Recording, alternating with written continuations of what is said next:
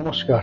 মূল আলোচ্য বিষয় একটাই, প্রচন্ড দাবদাহ, একদম লু বইছে, টেম্পারেচার অনেকটা বেশি। তো আমাদের কি করণীয়? হঠাৎ যদি আমাদের কোনো হিট স্ট্রোক হয়, আমরা কি করব? প্রথম হচ্ছে তার লক্ষণ কি, হোয়াট ইজ দ্য সিমটমস, তারপর আমাদের কি করণীয় সেই মুহূর্তে, আর তার পরবর্তী সময় যাতে এটা না হয় তার জন্য আমরা কি করব। আমরা তিনটে ভাগে ভাগ করব। খুব অল্প সময়ের আলোচনা, সঙ্গে থাকলে আপনারাও অন্তত এইরকম কোন সমস্যার সম্মুখীন হলেন তো আপনারাও নিজেরাই নিজেদের মতো করে মিটিয়ে নিতে পারবেন, নিজেদের বাঁচাতে পারবেন।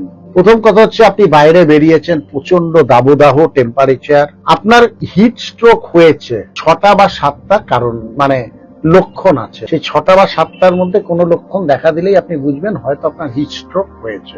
তাহলে লক্ষণগুলো কি? গায়ের প্রথম টেম্পারেচার, অর্থাৎ স্কিন প্রচন্ড ঠান্ডা হয়ে যাবে প্রথম দিকে, একটা গা বমি বমি ভাব দেবে আপনার, মাত্রাতিরিক্ত ঘাম হবে আপনার, আর গা গোলাবে তো আমি বলেই দিলাম, আর প্রেশারটা হঠাৎ ভাবে প্রচন্ড ভাবে নেমে যাবে, আবার মাথা ব্যথাও হতে। তাহলে এতগুলো জিনিসের যে কোনো একটা হলেই কিন্তু আপনি প্রচন্ড গরমে বাইরে আছেন।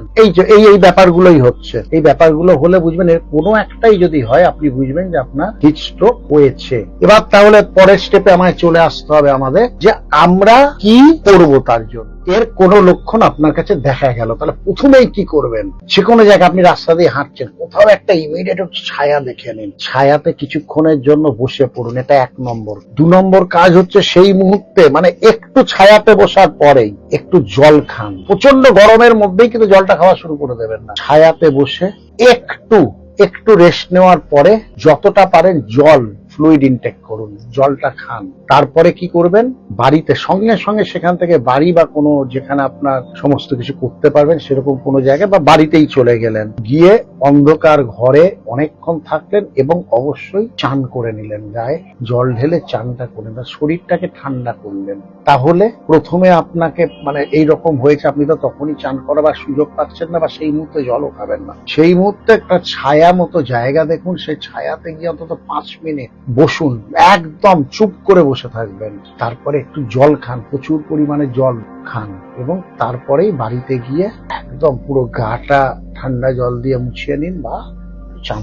এইটা হলো, আপনি তাহলে এইখান থেকে অনেকটা সেফ হয়ে গেলেন। এবার আমরা আসবো যে এইটা যাতে না ঘটে, অর্থাৎ হিট স্ট্রোক যাতে না হয় আপনি কি করবেন, তার জন্য কি কি প্রিকশন নিতে পারেন।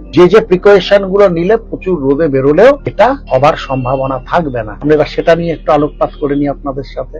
তাহলে এবার আমরা একদম তৃতীয় পর্যায়ে চলে আসি।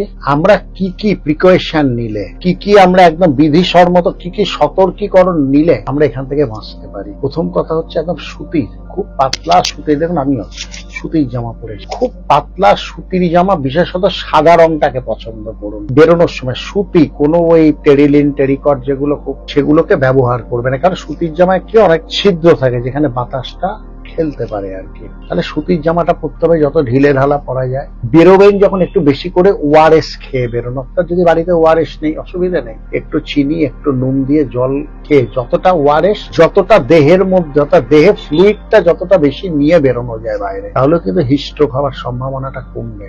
আর তৃতীয় গুরুত্বপূর্ণ একটা কথা, আমরা যেটা করি, প্রচন্ড এসির মধ্যে আছে, কোনো অফিসে আছেন বা গাড়িতে আছেন, সেখানে একদম চিল্ড এসি, এই গরম ঠান্ডা, এই গরমের মধ্যে তো চিল্ড এসিতে আছে। এবার হঠাৎ বেরিয়ে পড়লেন রাস্তায়, একদম যেখানে আপনি আছেন ভেতরে 20 ডিগ্রি 18 ডিগ্রি 22 ডিগ্রিতে থেকে হঠাৎ আপনি 40 ডিগ্রিতে বেরোবেন, কখনো করবেন না। অর্থাৎ আপনি যদি গাড়িতে থাকেন, আপনি যদি বাড়িতে থাকেন, ঠিক আছে, গাড়িতে যদি থাকেন অন্তত আপনি যখন নামবেন জানেন তার 3-4 মিনিট আগে এক হতে দিন, গাড়ির এসিটা বন্ধ করে দিন, আস্তে আস্তে গাড়ির টেম্পারেচার বাইরের টেম্পারেচারকে।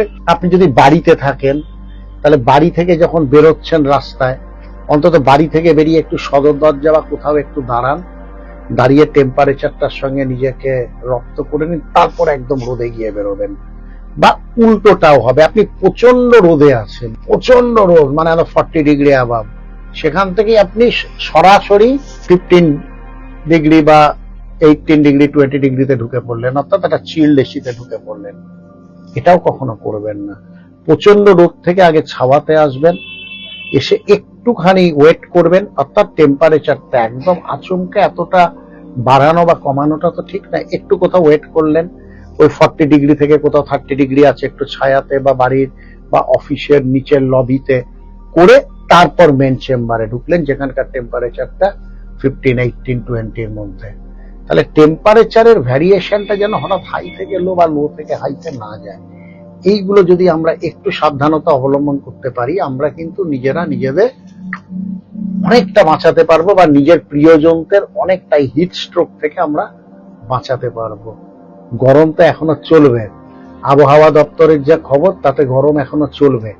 সুতরাং সেই গরম চলাটা সময়টুকু আমরা যেন এইগুলোকে একটু একটু মেনটেন করে নিই, তাহলে কিন্তু আমরা হিট স্ট্রোক থেকে আমাদের বাঁচাতে পারবো, আমাদের প্রিয়জনদেরও বাঁচাতে পারবো। ঠিক আছে, নমস্কার।